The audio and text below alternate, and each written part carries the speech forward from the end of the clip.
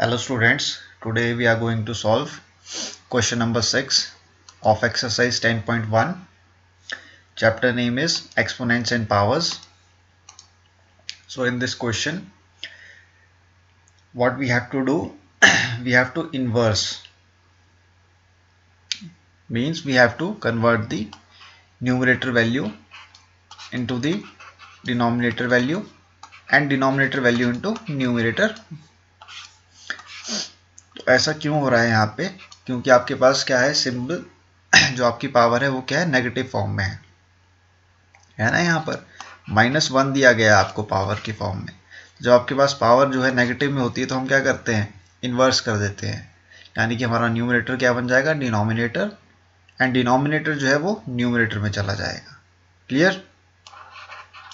A raise to the power -m क्या होता है हमारा, 1/a raise to the power m। ये हमारा लॉ ऑफ एक्सपोनेंट है जो कि हम पढ़ते आ रहे हैं प्रीवियस क्वेश्चन से। क्लियर? तो यहाँ पे ये लॉ आपका अप्लाई होगा 1/3 रेज टू द पावर -1 के लिए। तो यहाँ पे आप देखिए 1/3 रेज टू द पावर -1 को हम कैसे लिख सकते हैं, 3/1 raise to the power 1। Positive में कन्वर्ट हो गया ना आपका पावर। और सेम यहाँ पे आप करेंगे 1/4 रेज टू द पावर -1 को आप कैसे लिखेंगे, 4/1 raise to the power 1। Clear students? Curly bracket and -1 बाहर आ जाएगा आपका। अब आप देखिए 3 रेज टू द पावर 1 है आपका, ठीक है। तो इसको आप कैसे लिख सकते हैं, 3 लिख सकते हैं ना आप इसको। 3 रेज टू द पावर 1 का मीनिंग क्या है, 3, और 4 रेज टू द पावर 1 का मीनिंग क्या है, 4। क्योंकि any number having raise to the power 1 is written as the same number. हम पावर नहीं लिखते हैं इस केस में, क्योंकि हमारा ऑलरेडी पता है कि रेज टू द पावर क्या है, 1 है, तो 1 लिखने की ज़रूरत नहीं है। सिर्फ आप क्या करेंगे, बेस नंबर को लिखेंगे यहाँ पर। ठीक है स्टूडेंट्स? अब आप करली ब्रैकेट लगा देंगे बाहर और इसको -1 कर देंगे। 3 - 4 कितना होता है स्टूडेंट्स, -1 होता है हमारा। और -1 करली ब्रैकेट आपका क्या है, बाहर -1 आ जाएगा ब्रैकेट के बाहर। अब ब्रैकेट के बाहर -1 है और आपको पता है कि पावर किस फॉर्म में है, नेगेटिव फॉर्म में। तो अगेन हम कौन सा लॉ अप्लाई करेंगे एक्सपोनेंट्स का, a raise to the power -m is equal to 1/a raise to the power m।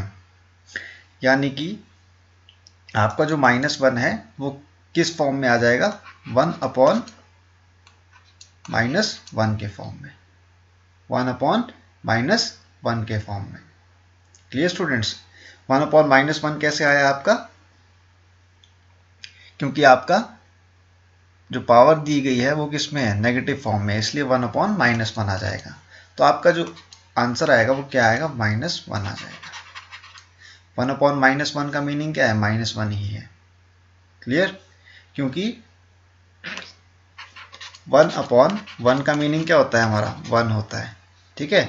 1/1 क्या होता है हमारा, 1 होता है स्टूडेंट्स। ठीक है? और यहाँ पे नेगेटिव कहाँ लगा है, डिनोमिनेटर में लगा, तो ये क्या बन जाएगी, नेगेटिव वैल्यू बन जाएगी। इसलिए आपका आंसर क्या आएगा, -1 आएगा। आई होप आपको क्लियर है कॉन्सेप्ट। एंड क्वेश्चन नंबर 6 का फर्स्ट पार्ट, हमें कुछ नहीं करना है, हमें सिर्फ लॉ ऑफ एक्सपोनेंट का एक इंपॉर्टेंट जो लॉ है वो याद रखना है। वो कौन सा लॉ है, a raise to the power -m is equal to 1/a raise to the power m। It means that you have to convert the numerator value into the denominator value, or we can say that denominator value into the numerator value. That's it. और यही concept हम apply करके अपना answer निकालेंगे। Now we will move on to the second part of the 6th question. तो यहाँ पे देखिए आप सेम कॉन्सेप्ट अप्लाई हो रहा है। ठीक है? हमारी पावर क्या है, नेगेटिव फॉर्म में है। ठीक है? पावर किस फॉर्म में, हमारे नेगेटिव फॉर्म में। तो नेगेटिव फॉर्म में जब कभी भी पावर होती है तो हम क्या कर लेते हैं, इन्वर्स कर लेते हैं। ठीक है ना? हम क्या कर लेते हैं, इन्वर्स कर लेते हैं। ये आपका लॉ ऑफ एक्सपोनेंट है। This is the law of exponent, और यही लॉ हम यहाँ पे भी अप्लाई करेंगे, सेम लॉ। तो यहाँ पे देखिए 5/8 रेज टू द पावर -7 है, तो हम क्या करेंगे, इसको 8/5 लिख लेंगे and raise to the power क्या हो जाएगा आपका +7। ठीक है, नेगेटिव से किस में कन्वर्ट हो गया, पॉजिटिव में। मल्टीप्लीकेशन का साइन एज इट इज आएगा, 8/5 रेज टू द पावर -4 है, तो -4 को +4 में कैसे कन्वर्ट करेंगे हम, 5/8 लिखकर। 5/8 रेज टू द पावर क्या हो जाएगा, 4 हो जाएगा students. Clear. Now you know that कि ब्रैकेट के बाहर आपके क्या है, 7 है, यानी कि रेज टू द पावर क्या है, 7 है, और ए एंड बी आपके पे 2 नंबर्स हैं। ठीक है, अगर इसके बाहर हमारी पावर क्या दी गई है, m दी गई है, तो हम कैसे लिख सकते हैं स्टूडेंट्स इसको, a raise to the power m divided by b raise to the power m लिख सकते हैं ना हम इसको। होल ब्रैकेट हमारा क्या है, m है, एक पावर है हमारे पास, ठीक है, वो दोनों नंबर्स के लिए अप्लाई हो रही है, a एंड b के लिए। तो हम क्या करते हैं, इस पावर को दोनों नंबर्स के साथ मल्टीप्लाई कर लेते हैं, यानी a एंड b के साथ हम क्या मल्टीप्लाई कर लेंगे, उस पावर को जो हमको ब्रैकेट के बाहर दी गई है। तो यहाँ पे भी सेम कॉन्सेप्ट अप्लाई होगा। 8 रेज टू द पावर क्या बन जाएगा, 7 बन जाएगा। 5 रेज टू द पावर क्या बन जाएगा, 7 बन जाएगा, multiply by 5 raise to the power क्या बन जाएगा, 4 divided by 8 raise to the power 4। अब आप देखिए हमारे पास बेस क्या है, सेम है, यहाँ पे क्या है 8 और हमारा न्यूमरेटर में क्या है 8 है, डिनोमिनेटर में 5 है और न्यूमरेटर में भी 5 है, तो हमारे बेस क्या है, सेम है। ठीक है, बेस हमारे क्या है, सेम है। बेस कौन कौन से हमारे पास, एक तो 8 है एंड सेकंड बेस इज 5। तो आपके पास एक फॉर्मूला है, a raise to the power m divided by a raise to the power n is equal to a raise to the power m minus n। ये आपका लॉ ऑफ एक्सपोनेंट है students, division के case के लिए। Division के case के लिए law of exponent क्या कहता है, अगर हमारे पास बेस सेम है, ठीक है, बेस सेम है, पावर्स डिफरेंट है और डिवीजन है, ठीक है, इन दोनों नंबर्स के बीच में क्या है, डिवीजन है, तो हम क्या करते हैं, पावर्स को सब्ट्रैक्ट कर देते हैं। तो यहाँ पे देखिए हमारे बेस सेम है 8 और डिनोमिनेटर में भी क्या है 8 है, तो हम क्या कर लेंगे 8 raise to the power 7 minus 4 कर देंगे।